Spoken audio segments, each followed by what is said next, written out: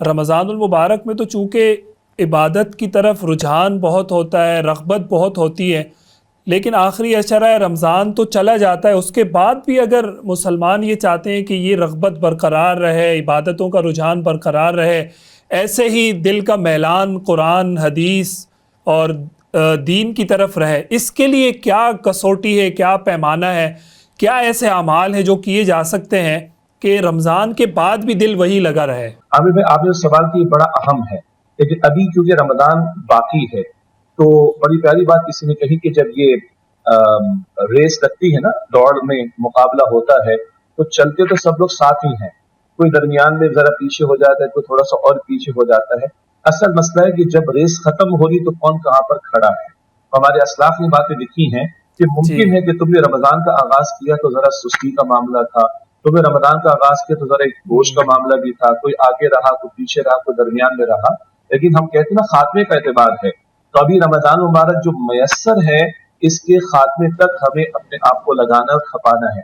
مفتی صاحب نے ماشاءاللہ وہ بشارات ہمارے سامنے رکھی، وہ فضائل ہمارے سامنے رکھے جس سے ترغیب اور تشویق ہمارے اندر پیدا ہوتی ہے۔ تو پھر جو حدیث مبارکہ کا ذکر آیا کہ یہ من النار، جہنم سے آزادی کا عشرہ ہے نا، اللہ کے رسول علیہ السلام فرماتے ہیں کہ نماز جب بھی ایسے ادا کرو گویا تمہاری زندگی کی آخری نماز ہو، شاید پھر موقع نہ ملے، تو رمضان ایسے ہمیں گزارنا ہے کہ شاید ہماری زندگی کا آخری رمضان ہو، پھر شاید موقع نہ ملے۔ تو ابھی تو رمضان میسر ہے، جان لگانی ہے اس بات پر کہ اللہ تعالی ہم سے راضی ہو جائے، ہم اس کی جنت کو پالیں اور ہم جہنم سے آزادی حاصل کر لیں۔ اللہ ہم سب کو اس کی مزید توفیق عطا فرمائے۔ اب آپ کا آمین۔ اگلا سوال آپ کا بڑا اہم ہے، خاص طور پر نوجوانوں میں جب زبان استعمال ہوتی ہے انگریزی تو کہتے ہیں کہ واٹ نیکسٹ، تو رمضان کے بعد آخر کیا ہے؟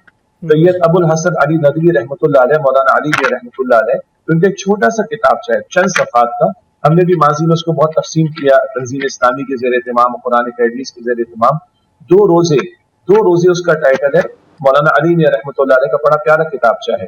ایک وہ فرماتے ہیں کہ ایک روزہ ہے چند گھنٹوں کا، تمام علماء سمجھاتے ہیں، اور ایک روزہ پوری زندگی کا۔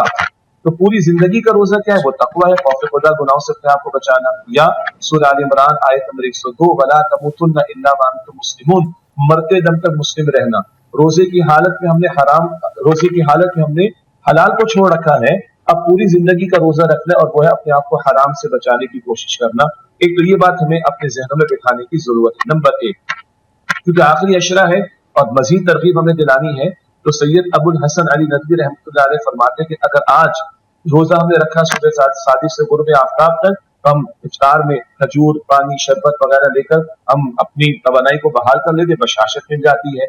29 دن کے بعد ہم عید منا لیتے، خوشی کا سما ہوتا ہے۔ پوری زندگی کا روزہ کر رکھیں، خوف خدا دل میں ہو، آج ہم حلال کو چھوڑے بیٹھے روزے کی حالت میں، ہم گناہوں کو چھوڑنے والے ہو جائیں، اور پوری زندگی کا جب اختتام ہوگا تو افطار کیسی ہوگی؟ انشاءاللہ وہ حوض کوثر پر حضور اکرم صلی اللہ علیہ وسلم کی مبارک ہاتھوں سے جام واہ کوثر واہ سے واہ، ہوگی۔ اللہ ہم سب کو عطا فرمائے۔ پھر ہماری عید کیا ہوگی؟ تو عید ہوگی آمین اللہ آمین۔ کے دیدار کے ساتھ، کہ اللہ کہتے کہ ہاں اس بندے نے میری خاطر روزہ رکھا، بھوک اور پیاس کو برداشت کیا، وہ عید ہماری ہوگی جب اللہ کا دیدار ہمیں میسر آ جائے۔ ابھی سے ہم اپنے ٹارگیٹس کو سیٹ کر لیں کہ رمضان چلا جائے گا لیکن تقوی برقرار رکھنا ہے، پوری زندگی کا روزہ ہم نے رکھنا ہے۔ نمبر دو، مولانا سید ابو الحسن علی ندوی رحمۃ اللہ علیہ نے فرمایا کہ رمضان تو چلا جاتا ہے، رمضان آتا ہے اور چلا جاتا ہے، جیسے مہمان آتے اور چلے جاتے ہیں، لیکن مہمان ہمیں تحفہ دے جاتا ہے اور تحفہ ہمارے پاس رہتا ہے، مہمان چلا جاتا ہے۔ رمضان کا تحفہ قرآن حکیم ہے، رمضان سجایا گیا قرآن کریم کے لیے، لعلکم تشکرون، تم شکر ادا کرو، روزے رکھوائے گئے ہیں، روزے کی گنتی پوری کروائی جا رہی ہے، البقرہ آیت نمبر 186، تاکہ قرآن جیسی عظیم نعمت کا شکرانہ ادا کیا جائے۔ رات کا قیام ہے، تراویح کی نماز ہے، قرآن کے ساتھ وقت گزارنے کے لیے، قرآن کے ساتھ تعلق مضبوط کرنے کے لیے۔ رمضان چلا جائے گا لیکن رمضان کا تحفہ قرآن پاک ہمارے پاس رہے گا، تو کیا اچھا ہو کہ رمضان کے بعد بھی قرآن پاک کی تلاوت، رمضان کے بعد بھی قرآن پاک کو سمجھنے کا اہتمام، قرآن پاک سے ہدایت دینے کا اہتمام، اور اس کے لیے اجتماعی کوئی شکل ہو تو کیا یہ اچھی بات ہوگی، اس کی بھی اللہ ہمیں توفیق عطا فرمائے۔ اگلی بات، ہمارے استاد ڈاکٹر اسرار صاحب آمین۔ فرماتے تھے رحمۃ اللہ علیہ کہ اجتماعیت میں برکت ہے، دین ہمیں سمجھاتے، دین ہمارا اس کا مزاج اجتماعیت کا ہے۔ سورہ فاتحہ کی تلاوت کرتے، جماعت کی نماز میں امام کرے تو پڑھتا ہے ایاک نعبد، اے اللہ ہم تیری عبادت کرتے ہیں۔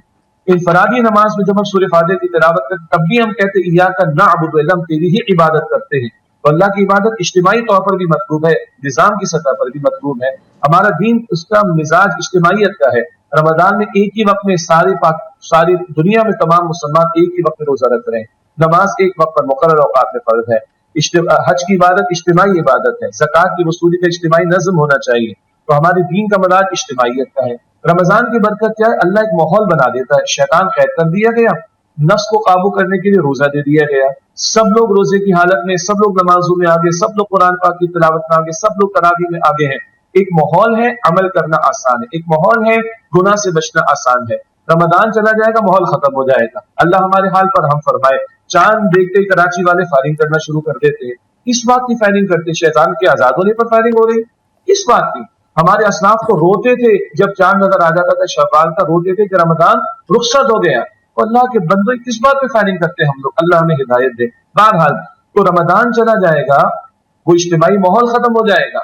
تو ہمارے استاد ڈاکٹر اسرار صاحب فرماتے تھے رحمۃ اللہ علیہ، اس سوسائٹی ود ان سوسائٹی اپنا ماحول بناؤ، اب نیک ماحول سے جڑو. قرآن پاک میں ہے سورہ توبہ کی آیت نمبر 119، یا ایھا الذین آمنوا اتقوا اللہ وکونوا مع الصادقین. ایمان والو اللہ کا تقوی اختیار کرو اور صادقین سچے نیک لوگوں کے ساتھ جڑ جاؤ. رمضان میں ماحول ہے، سب لوگ اچھائی کی طرف بڑھ رہے ہیں الحمدللہ کافی حد تک. رمضان چلا جائے گا مشکل پڑ جائے گی. ایک آفس سے 20 کے 20 افراد ظہر کی نماز کے لیے جا رہے ہیں، رمضان چلا جائے گا ایک دو بمشکل اٹھیں گے. اب کیا کرو؟ آخری بار عرض کرتا ہوں، ماحول میں آؤ، نیک ماحول میں جڑو، نیک لوگوں کے ساتھ جڑو، اجتماعی زندگی اختیار کرو. تو جب ماحول ملے گا تو نیکی میں آگے بڑھنا، بدی سے بچنا آسان ہوگا.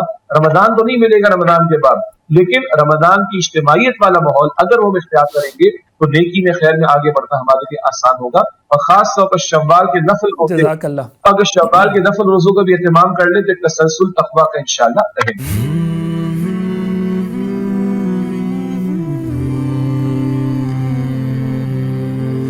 رمضان المبارک کی پر نور ساعتوں میں دیکھیے درسقرآن.com کے یوٹیوب اور فیس بک پر ہلال رمضان. سوشل میڈیا پر سب سے قدیم اور سب سے ریلائبل برانڈ www.درسقرآن.com.